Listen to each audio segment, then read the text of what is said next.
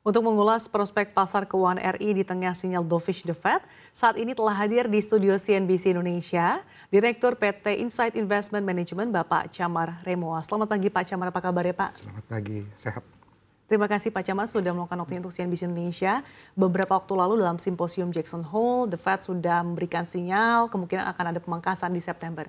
Kalau pandangan Anda seberapa besar sih Pak peluang pemangkasan suku bunga acuan untuk The Fed? Ya, kalau kita lihat memang datanya baik dari tenaga kerja maupun inflasi sudah mengalami pelemahan ya. Data tenaga kerja sendiri memang kemarin mengalami pelemahan dibandingkan bulan sebelumnya. Dan juga dari sisi inflasi, The Fed ini yang sebelumnya average inflation targeting di 2%, tapi sekarang sudah lebih ke flexible inflation targeting.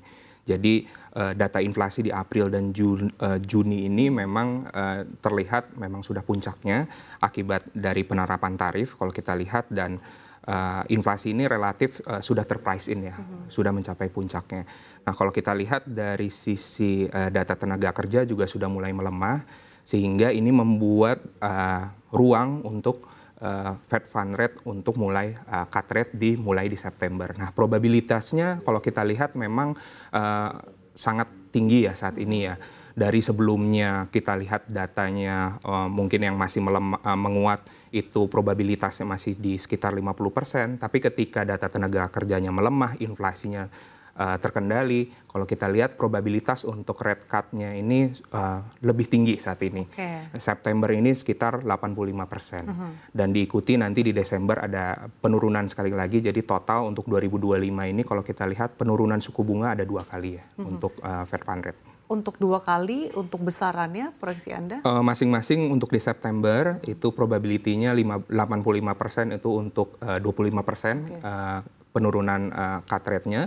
Untuk di Desember juga sama, sekitar 25%, jadi total sekitar 50%. Masing-masing 25 basis point. Iya. Tapi dengan adanya tarif resiprokal kan sebetulnya baru berlaku beberapa waktu lalu dan baru akan tercermin beberapa bulan kemudian. Ini artinya apakah inflasinya juga sudah terprice in ya? Iya, kalau kita lihat memang data inflasi di April dan Juni itu memang imbas dari ekspektasi penerapan tarif ya.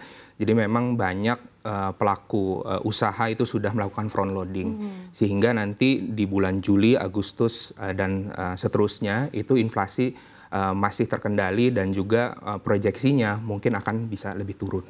Oke, lalu kemudian dengan adanya ekspektasi pemangkasan sebanyak 2 kali oleh The Fed hingga akhir tahun 2020 nanti, dampaknya bagi capital inflow negara-negara emerging market seperti apa, terutama Indonesia? Ya, ini cukup menarik ya. Kalau kita berkaca di 2019 ketika Fed Fund Rate juga turun gitu ya, sekitar 75 bips pada saat itu ya dalam setahun. Dan juga di 2020 pada saat COVID-19 mungkin masih ingat ya, penurunan suku bunga juga dilakukan untuk QE juga ya. Itu total 150 bips. Di tahun-tahun tersebut memang terjadi inflow. Terjadi inflow khususnya di 2019, bahkan terjadi inflow di saham itu sekitar 49 triliun. Dan juga di SBN itu 169 triliun. Nah, ini yang kita harapkan ketika di second half ini khususnya di September dan juga Desember ada penurunan suku bunga masing-masing 25 bips, itu akan menarik asing untuk masuk lagi ke emerging market. Mereka mulai risk on kembali khususnya ke negara-negara yang memang imbal hasilnya masih menarik ya, seperti Indonesia. Oke, dan untuk di second half ini potensi lebih banyak, nanti aliran dana ini lebih banyak ke obligasi atau justru pasar saham? Ya, kalau kita lihat memang dari sisi SBN masih cukup menarik ya. Ketika yield dari sisi SBN ini atau kalau kita lihat BI rate ini kan memang view kami di sisa sampai dengan akhir tahun penurunannya 1 kali. Nah, sedangkan Fed Fund Rate ini baru nanti akan menurunkan tadi 50 bips ya. Jadi memang spreadnya akan kembali lebar.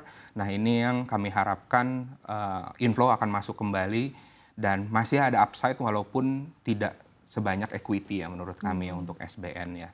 Nah, SBN ini kita fokus dari sisi maturity yang menengah ke panjang, karena untuk yang pendek sebenarnya yieldnya sudah cukup turun lebih banyak daripada yang durasi menengah dan panjang. Jadi kita untuk yang SBN lebih ke yang menengah dan panjang, justru yang upside-nya masih tinggi itu lebih ke equity.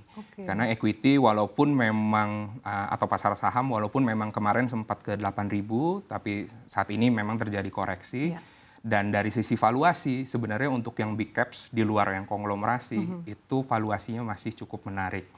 LQ45 pun sekarang 5-10 tahun ke belakang secara PE itu di -1 standar deviasi. Jadi untuk yang large cap di luar konglomerasi saham yang kemarin naik banyak, yang menopang IHSG. Yang menopang IHSG, nah ini masih banyak upside-nya ya. Terutama perbankan, konsumsi, dan telco.